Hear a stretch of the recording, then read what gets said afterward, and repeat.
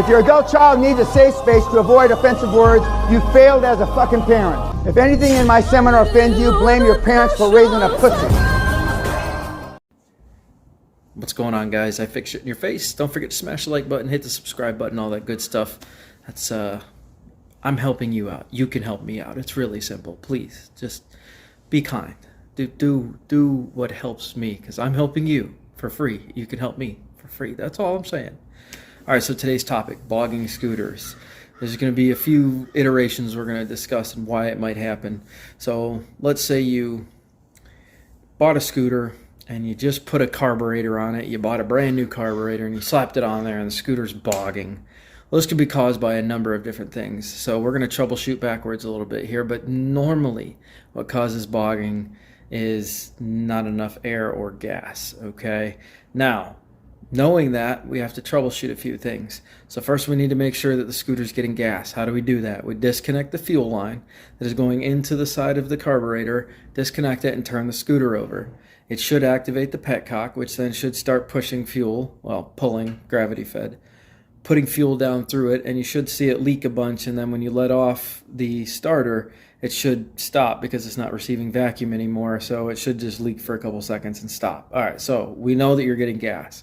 So now the question is the carb that you bought working properly, or does it need to be jetted? And a quick way to establish whether that is the case is to figure out whether it needs more fuel or it needs more air.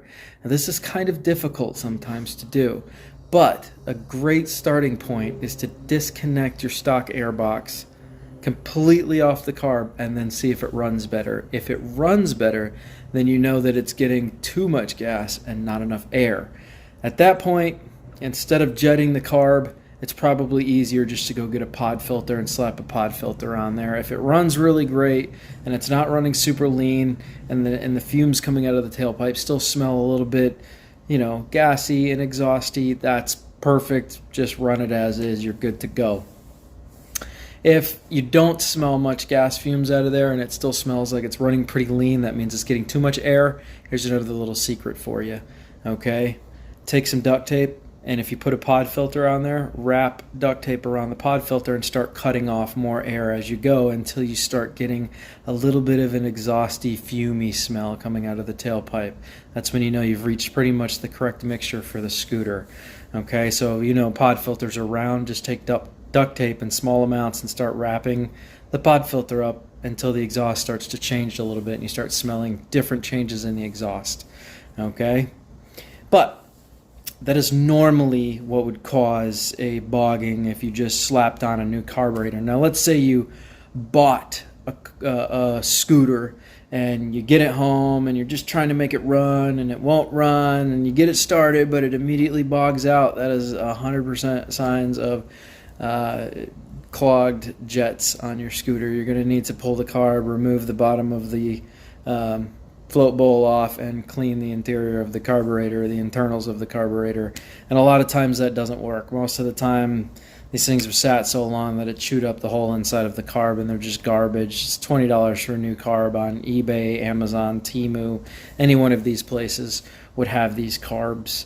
You can buy them. Just look up 50cc GY6 carb if you have a 50cc. If you have a 125, then look up 125cc carburetor. If you have a 150, look up 150cc. Your engine model number is actually located on the bottom of the engine down by the kickstand. It'll normally say something like P139QMB or 157QMJ or 157QMI. That's your model number.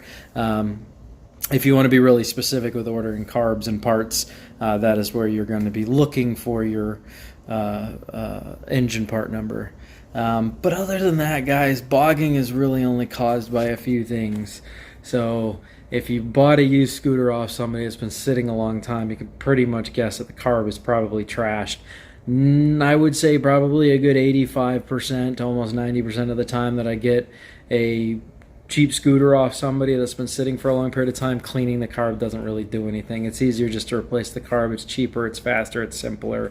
I would just do that. Pod filters, if you have a micrometer, you can measure the inlet, the air intake on the carburetor, and that'll tell you exactly what millimeter pod filter you should order. But Most of the time you can just order a 50cc if you have a 50cc pod filter and tighten it down, and it works just fine. Remember though, guys, to oil your pod filters. There is specific oil that you have to buy for your pod filters to make them work correctly. Okay?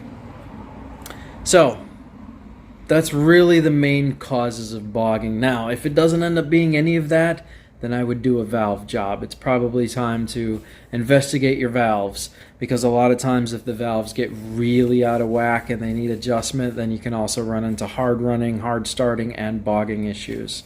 Spark plug, that would be next. CDI, rare. Normally when a CDI fails, it just fails, but they're cheap enough. You can pick them up for like $5 to $6 on eBay. You may as well replace it. Your coil could be starting to go bad. You can replace that, you know. But like I said, most of the time it's fuel and air related issues.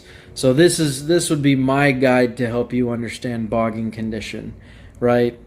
It's very simple if you know what you're looking for. So I hope that helped you guys. Don't forget to smash the like button, subscribe, show me a little love, and if you want to, you can donate. I won't say no. Scratch my back, I scratch yours. I'm always okay with that. It doesn't hurt me at all. I use all of that money back into the channel when we buy projects, so I can keep helping you guys. So the more you help me, the more I can help you guys. All right, we'll catch you on the flip. Toodles.